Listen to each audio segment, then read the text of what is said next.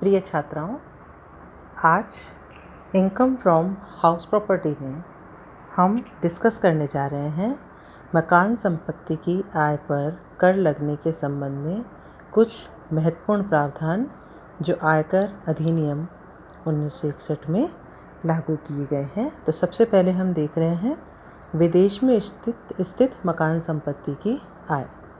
हमारा जो करदाता है, यदि उसका विदेश में कोई मकान है, उससे कोई आय हो रही है, तो हम उस पर किस तरीके से प्रावधान करेंगे। तो विदेश में स्थित मकान संपत्ति की आय पर भी इसी हेड के अंतर्गत हम टैक्स लगाते हैं इनकम फ्रॉम हाउस प्रॉपर्टी में, परंतु केवल भारत में निवासी व्यक्ति को ही ऐसी संपत्ति पर कर देना होता है। हमने रेजिडेंशियल स्टेटस में निवासी के लिए जो शर्तें थी उनको पढ़ा है। तो यदि हमारा करदाता निवासी करदाता है, यदि उसका मकान विदेश में है, तो उस विदेश में जो मकान है उस पर होने वाली आय को पर उसे इसी शीर्षक में कर देना होगा। ऐसे मकान की वार्षिक मूल्य का निर्धारण भी जैसे हम धारा 22 के अंतर्गत और 25 के अंतर्गत करते हैं वैसे ही किया जाएगा।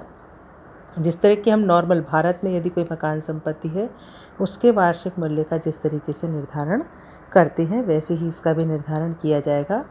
और विदेश में स्थित स्थानीय निकाय को, जो भी वहाँ की लोकल अथॉरिटी को है, यदि करदाता ने उस मकान संपत्ति के संबंध में कोई कर चुकाया है, लोकल टैक्स चुकाया है विदेश में, तो उसकी छूट भी करदाता को वैसे ही दी जाएगी जैसे भारत में स्थित मकान संपत्ति के संबंध में दी जाती है। यदि ऐसी मकान संपत्ति का किराया सीधे ही भारत में प्राप्त किया जाए तो यह असाधारण निवासी एवं अनिवासी के लिए भी कर योग्य होगा। मतलब वहाँ जो आय उपार्जित हो रही है, यदि वो सीधे भारत में प्राप्त होती है तो ऐसी स्थिति में असाधारण निवासी और अनिवासी उन दोनों के लिए भी ये आय कर योग्य होगी। अगला हमारा बिंदु आता है किसी मकान संपत्ति के 2 या 2 से अधिक सहस्वामी होने पर, को ऑनर होने पर। यदि किसी मकान संपत्ति के 2 या 2 से अधिक ऑनर हैं, को ऑनर हैं, तथा उनमें से प्रत्येक का हिस्सा निश्चित है एवं स्पष्ट है, तो और मतलब हम पहचान सकते हैं कि किस हिस्से का कौन मालिक है, तो उन पर व्यक्तियों के समुदाय की तरह कर नहीं लगता, बल्कि प्रत्येक व्यक्ति उस मकान संपत्ति का स्वामी मानते हुए उस पर हम आय की गणना ठीक वैसे ही करेंगे जैसे हम व्यष्टि करदाता की स्थिति में अभी तक करते हुए आए हैं। अगला हमारा आता है उप किराएदार से प्राप्त किराया। यदि मान लीजिए किसी करदाता ने जो कि खुद स्वयं किसी मकान में किराएदार है, परंतु उसने उसी मकान का कुछ भाग किसी दूसरे किराएदार को उठा दिया है, तो प्रथम किराएदार को दूसरे किराएदार से जो किराया प्राप्त होगा वो इस शीर्षक में कर योग्य न होकर के अन्य साधनों से आय शीर्षक में कर योग्य होगा। यह उसके लिए उप किराएदारी की आय कहलाएगी। तो क्योंकि वो इस मकान संपत्ति का स्वामी नहीं है, अतः उसे उप किराएदार से प्राप्त होने वाली आय अन्य साधनों से आय शीर्षक में दिखानी होगी, वहाँ वो कर योग्य होगी। अगला हमारा आता है मकान संपत्ति की काल्पनिक आय। मकान संपत्ति की आय पर कर लगाने के लिए यह आवश्यक नहीं है कि मकान किराए पर उठाया ही जाए या किराया प्राप्त किया ही जाए। यदि कोई करदाता अपने कुछ मकान का प्रयोग जो है स्वयं के निवास के लिए करता है, तो एक मकान को छोड़कर बाकी के जो मकान हैं उन पर काल्पनिक आय पर उसे कर देना पड़ता है, क्योंकि सिर्फ एक ही मकान को आवासीय मकान के रूप में छूट प्राप्त है। इस प्रकार से अपने किसी मित्र को या संबंधी को, रिश्तेदार को यदि बिना किराए के भी उसने मकान को रहने के लिए दिया है, तो भी उस पर अनुमानित आय पर करदाता को कर चुकाना पड़ता है। अगला हमारा होता है आया है मकान संपत्ति को किराए पर उठाने का व्यापार करना। मान लीजिए यदि किसी करदाता का यही एक व्यापार है कि वो मकान संपत्ति खरीदता है, बनवाता है और फिर उसको किराए पर उठाकर किराया प्राप्त करता है, यही उसका व्यापार है, तो इस प्रकार प्राप्त होने वाले किराए को मकान संपत्ति की आय के शीर्षक के अंतर्गत ही कर देना पड़ता है, क्योंकि मकान संपत्ति की आय का अपना एक अलग से हेड है। ठीक है। यदि वो इस मकान संपत्ति का क्रय विक्रय करे तब तो वो पूंजी लाभ में कर योग्य होगा, है ना। लेकिन यदि वो ऐसा नहीं करता है, सिर्फ किराए की आय प्राप्त करता है, तो वह इसी शीर्षक में कर योग्य होगी।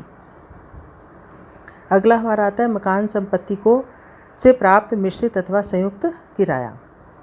मान लीजिए किसी करदाता को अपना मकान किराए पर देने के साथ ही कुछ अन्य सुविधाएं, मान लो जैसे उसने बिजली की सुविधा भी दी है किराएदार को, पानी, चौकीदार, सफाई, लिफ्ट, नौकर, इन सब की सुविधाएं भी दे रहा है और उस प्राप्त किराए में उन सब की राशि भी प्राप्त हो रही है, तो ऐसा किराया मिश्रित किराया, कंबाइंड रेंट या जॉइंट रेंट कहलाता है। इस संयुक्त किराए में से सुविधाओं के मूल्य को कम कर दिया जाता है तथा शेष राशि को ही हम मकान संपत्ति के अंतर्गत कर योग्य मानते हैं। और ये जो सुविधाएं करदाता ने अपने किराएदार को प्राप्त की है, यदि इसके लिए कोई रकम वो प्राप्त भी कर लेता है अपने उस किराएदार से, तो वो व्यापार एवं पेशे शीर्षक में कर योग्य होगी या अन्य साधनों से आय शीर्षक में कर योग्य होगी। मकान संपत्ति ऐसे आय शीर्षक में कर योग्य नहीं होगी। अगला हमारा आता है मशीन, प्लांट एवं फर्नीचर के साथ भवन को किराए पर देना।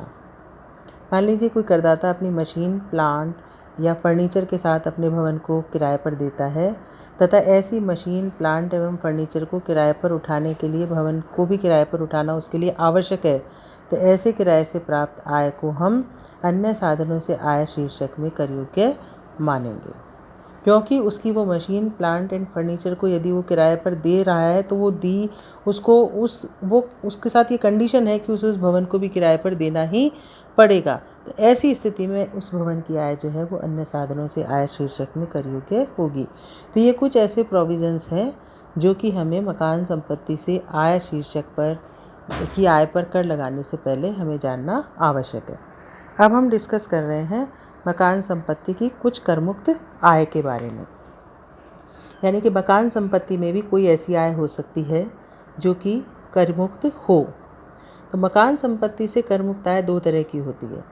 पहली तो वो जो पूर्णतया करमुक्त होती है, जिसको हम सकल आय में शामिल ही नहीं करते, और दूसरी वे आय जिनको सकल आय में तो सम्मिलित करते हैं परंतु कुल आय में हम सम्मिलित नहीं करते, अर्थात सकल कुल आय में सम्मिलित करने के पश्चात संपूर्ण राशि की कटौती हम क्या करते हैं, कुल आय में से दे देते हैं। तो ऐसी हम आय को दो भागों में बांट रहे हैं। पहली आय ऐसी आय जो सकल आय में शामिल ही नहीं की जाती, हम सम्मिलित ही नहीं करेंगे, ऐड ही नहीं करेंगे। पहली हमारी इसमें आती है कि फार्म हाउस की आय।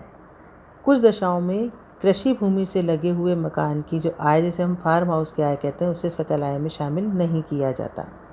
धार्मिक एवं पुण्यार्थ ट्रस्ट की आय, जो पूर्णतया धार्मिक अथवा पुण्यार्थ उद्देश्यों के लिए स्थापित ट्रस्ट की मकान संपत्ति से आय को हम शामिल नहीं करेंगे। इसी तरीके से करदाता द्वारा अपने व्यापार अथवा पेशे के लिए प्रयोग की गई मकान संपत्ति की अनुमानित आय को हम इस शीर्षक में शामिल नहीं करेंगे। इसी तरह करदाता का कोई एक या दो मकान जिसका प्रयोग वह अपने निवास के लिए करता है, उसको हम इसकी सकल आय में शामिल नहीं करेंगे। इसी तरीके से यदि किसी करदाता के पास अपने स्वयं के रहने का केवल एक या दो ही मकान हैं और उनका प्रयोग गत वर्ष में अन्य किसी स्थान पर उसके व्यापार, पेशे अथवा नौकरी के कारण न कर सका तथा दूसरे स्थान पर उसका स्वयं का मकान न हुआ होने पर उस पर अनुमानित आय पर कर भी नहीं लगाया जाता, बशर्ते कि उस मकान या उन मकानों को किराए पर न उठा दिया गया हो। मतलब यदि मान लीजिए करदाता उस मकान में रहा ही नहीं, किसी अन्य स्थान पर रह रहा है जहाँ कि उसका अपना मकान नहीं है, ऐसी स्थिति में वो मकान जिसमें वो नहीं रह रहा उसको उसने किराए पर भी नहीं उठाया है, तो फिर हम उसका अनुमानित किराया आय में शामिल नहीं करते हैं। इसी तरीके से अगला, अगर कोई एक्स मान लीजिए एम्परर है, भूतपूर्व राजा है या महाराजा है, तो उसके निवास में काम आने वाला कोई एक महल जो है उसकी आय हम इसमें शामिल नहीं करते। स्थानीय सत्ता की मकान संपत्ति से यदि कोई आय है उसे भी इस शीर्षक में शामिल नहीं किया जाता। अनुमोदित अनुसंधान संघ की मकान संपत्ति से आय को भी इसमें शामिल नहीं किया जाता। शैक्षणिक संस्था अथवा अस्पताल की मकान संपत्ति से आय को भी हम इस शीर्षक में सकल कुल आय में शामिल नहीं करते।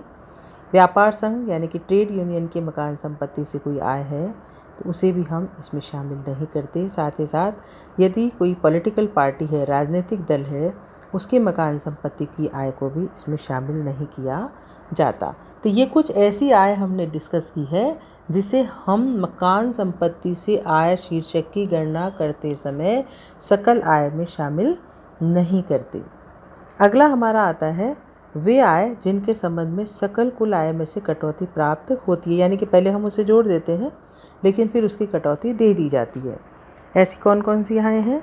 सहकारी समिति को वस्तुओं का भंडार करने के लिए एवं विपणन के लिए किराए पर दिए गए गोदामों तथा भंडार गृहों से होने वाली समस्त आय की कटौती स्वीकृत की जाती है।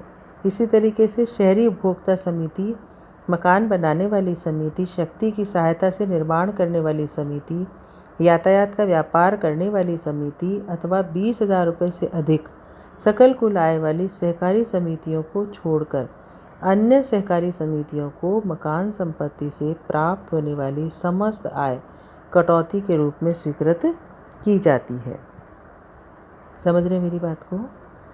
हम यहाँ कौन कौन सी कोऑपरेटिव सोसाइटीज़ को हम इसके लिए एक्सक्लूड कर रहे हैं? देखिए, शहरी उपभोक्ता समिति, मकान बनाने वाली समिति, शक्ति की सहायता से यानी कि जो पावर से चलती है से निर्माण करने वाली समिति, यातायात का व्यापार करने वाली समिति अथवा 20,000 रुपये से अधिक सकल कुल आय प्राप्त करने वाली समितियों, सहकारी समितियों को छोड़कर शेष जो सहकारी समितियों को मकान संपत्ति से प्राप्त होने वाली समस्त आय कटौती के रूप में स्वीकृत की जाती है। तो ये हमने कुछ ऐसी आय पढ़ी हैं जो करमुक्त है और हम उसे मकान संपत्ति से आय शीर्षक में या तो शामिल ही नहीं करते हैं, और कुछ दशाओं में यदि शामिल करते हैं तो पुनः हम उसे क्या करते हैं, डिडक्ट कर देते हैं, उसकी कटौती करदाता को प्रदान करते हैं। तो आज हमने इन बिंदुओं पर चर्चा करी। अगली क्लास में हम चर्चा करेंगे मकान संपत्ति से कर योग्य आय की गणना की। हम गणना करेंगे कि किस तरीके से मकान संपत्ति से कर योग्य आय की गणना की जाती है। धन्यवाद।